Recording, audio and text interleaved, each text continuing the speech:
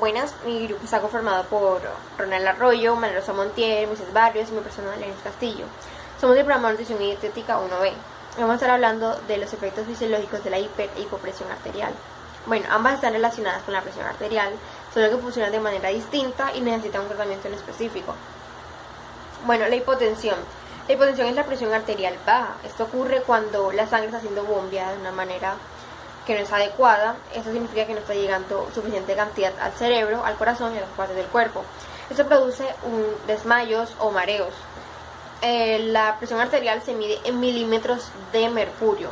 La que se considera normal está en el rango de 90 a 90 milímetros de mercurio hasta 130 a 80 milímetros de mercurio. Hay tres tipos de hipotensión. Está la hipotensión mediada neuralmente, y esta presión pues ocurre cuando hay como una descoordinación de bombeo de sangre entre el cerebro y el corazón, y pues esto hace que la presión sanguínea tenga un brusco descenso. Está también la hipotensión ortostática, que es cuando la postura del cuerpo cambia repentinamente, como cuando estamos acostados y nos paramos súper rápido. Está la hipotensión ortostática postprandial. Esta es después de la comida, similar a la anterior, pero es después de la comida y ocurre más en las personas mayores. Bueno, ahora con hipertensión. La hipertensión es la presión arterial alta. La hipotensión, presión arterial baja. Hipertensión, presión arterial alta. La hipertensión es una enfermedad que no presenta síntomas durante mucho tiempo, pero que cuando las presentan pueden ser graves si no se detectan a tiempo, pues, y no se tratan. Entre ellos está la trombosis cerebral, la hemorragia y un infarto de miocardio. Bueno, ¿qué ocurre en la hipertensión? Las primeras afectadas son las arterias. ¿Por qué? Porque cuando hay una presión muy alta, imaginemos que esto es una arteria, es como un tubo. Bueno, está montando mucha presión, ella se expande y se engruesa. Entonces se endurece, y esto impide que la sangre pase. O sea, mayor área, pues menor flujo de líquido. Entonces a este proceso se le conoce como arteriosclerosis. La hipertensión tiene dos componentes: está presión sistólica y presión diastólica. La sistólica sería el número más alto y es la presión que genera el corazón cuando bombea la sangre a todo el cuerpo. Y está la presión diastólica, que sería el número más bajo. Bueno, este sería la presión que se genera en los vasos sanguíneos entre los latidos del corazón. Pero hay una excepción con esta hipertensión, con la hipertensión. ¿Por qué? Porque, bueno, en las causas, porque hay causas que son modificables y otras que no son modificables. Las que no son modificables sería la genética. Si tenemos parientes que han sufrido de hipertensión, pues es más probable que nos dé. La edad.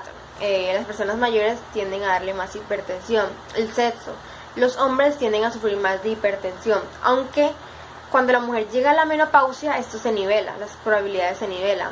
También la etnia. Las personas de piel oscura tienden a tener más hipertensión. Y las causas que son modificables sería el consumo de ciertas sustancias como el alcohol, nicotina, cocaína. Estas sustancias hacen que una persona tienda a sufrir más de hipertensión. Y también está el sobrepeso o la obesidad. Estas, a mayor peso, pues hay más probabilidad de sufrir de hipertensión. Bueno, ya que ya sabemos los conceptos de hipertensión e hipotensión, pues ahora mis compañeros les van a hablar de los efectos fisiológicos. Bueno, mi nombre es Ronaldo Jesús Arroyo Orozco y le vengo a hablar sobre la narcosis de nitrógeno. La narcosis de nitrógeno es una alteración reversible del estado de una conciencia de un individuo en el busto profundo con botella de aire comprimido o cualquier otra mezcla gaseosa que contenga nitrógeno. Produce un efecto similar a la intoxicación alcohólica o a la inhalación de óxido de nitrógeno. Puede sobrevenir a cualquier profundidad y se vuelve más evidente al aumentar la profundidad. El mecanismo de cadena la narcosis de nitrógeno en los buzos no está completamente explicado, pero es un efecto directo de las altas presiones de nitrógeno sobre la transmisión nerviosa. Su aparición es fácil de conocer. Su severidad es difícil de establecer y puede resultar fatal por su efecto tóxico intrínseco o como resultado de comportamiento ilógico de un ambiente de riesgo. Como lo es el buzo autónomo, el efecto sin embargo fácilmente reversible. Los efectos desaparecen al disminuir la presión,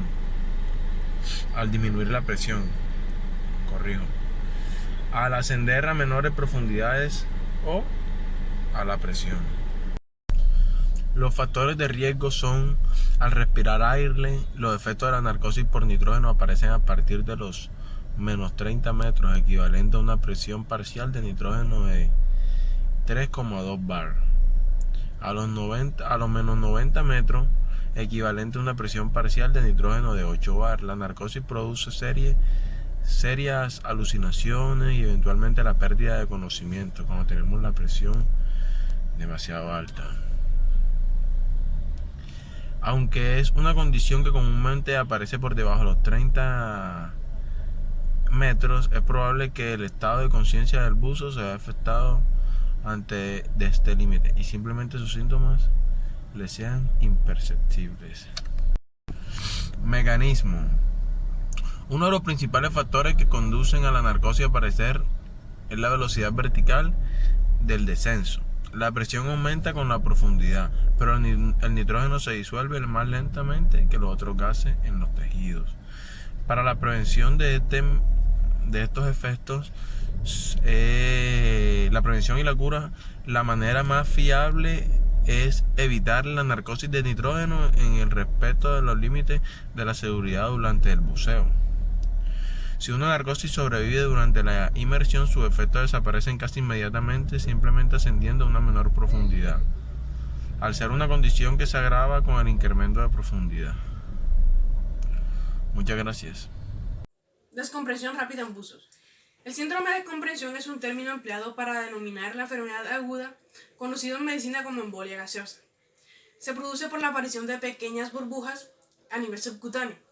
Los síntomas pueden presentar fuertes dolores en diversas partes del cuerpo.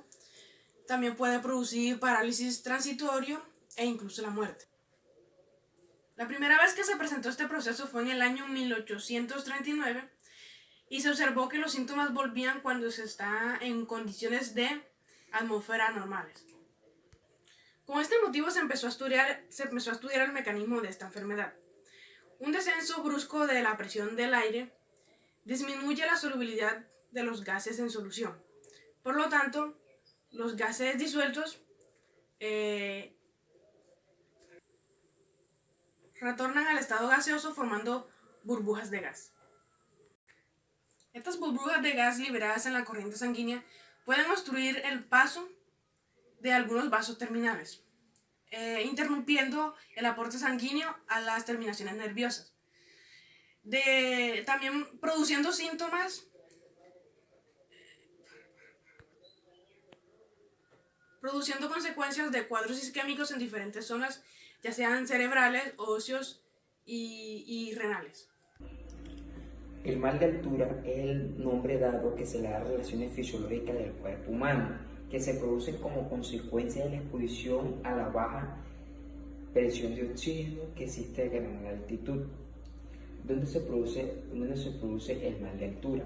Los primeros síntomas del mal de montaña pueden empezar a sentirse a los 2.500 y 3.000 metros por encima al nivel del mar.